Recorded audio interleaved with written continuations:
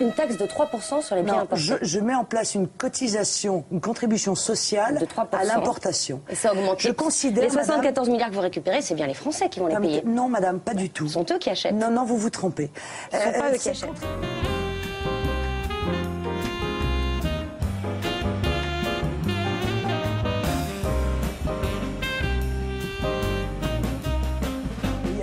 La taxe sur les 3%, elle va toucher, par exemple, le pétrole, elle va toucher le gaz, elle va toucher tous ces produits que consomment les Français. 3%, c'est une augmentation extrêmement basse et qui ne sera pas répercutée, contrairement à la TVA sociale, sur les prix à la consommation. Ben non, voilà. Alors les Français, quand ils achètent des produits...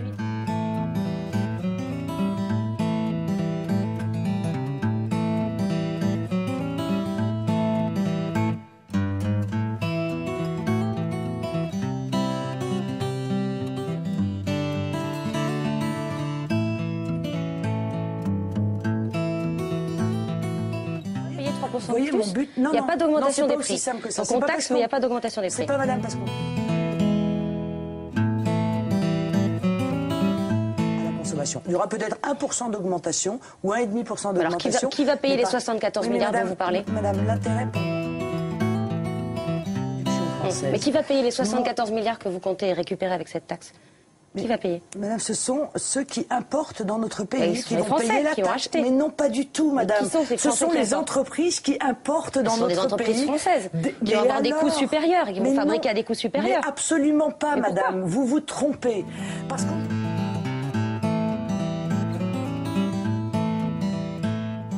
Écoutez, bon alors, puisque vous êtes une grande économiste, c'est vous qui l'êtes, c'est vous qui l'êtes. Alors, madame, très bien. Lorsque vous allez acheter un produit importé, au prix de ce produit, vous pouvez augmenter le prix, vous pouvez l'augmenter ce prix du chômage.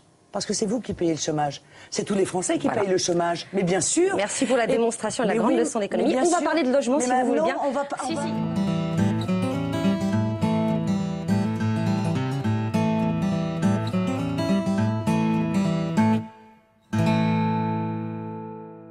Bien sûr, c'est un danger, mais c'est un danger... Le protectionnisme, non, mais soyons sérieux, c'est un danger pour ceux-là même qui s'apprêtent à voter en faveur de certains candidats, et c'est particulièrement vrai pour le candidat de l'extrême droite. C'est que ceux qui s'apprêtent à voter pour l'extrême droite vont être ceux qui vont payer la facture d'une telle politique. Imaginez que demain, nous sortions de l'euro. Imaginez que demain, nous fermions nos frontières et que nous établissions un protectionnisme économique qui conduise à la surenchère protectionniste en Europe et dans le monde.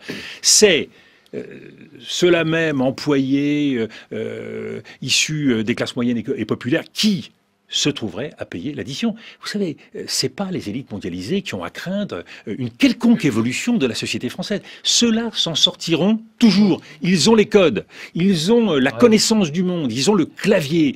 Et c'est pour cela qu'il ne faut pas faire la politique du pire. Imaginez qu'on va embêter le pouvoir, qu'on va embêter les élites en mettant un bulletin dans l'urne de contestation, mais c'est faire exactement le jeu inverse de leurs propres intérêts. C'est eux qui paieront la facture. Non, comment vous expliquez le succès sondagier de Marine Le Pen aujourd'hui? Ça marche parce qu'il y a les 20%, les 22%. Mais parce qu'il y a toujours la tentation de se dire on va envoyer un avertissement au pouvoir. On va se faire plaisir, on va exprimer sa peur et sa frustration. Mais moi je dis aux Françaises et aux Français, c'est vous qui paierez l'addition.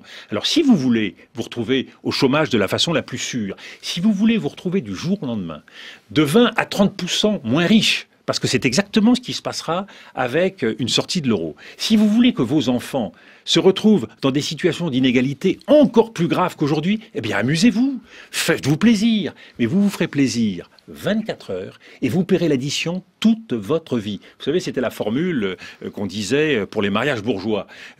Voilà, vous voulez sortir des bonnes alliances, eh bien c'est 5 minutes de bonheur et c'est 40 ans de bout de table. Eh bien, c'est exactement la règle qui s'applique en matière électorale. On peut s'amuser, mais on paye toujours la facture.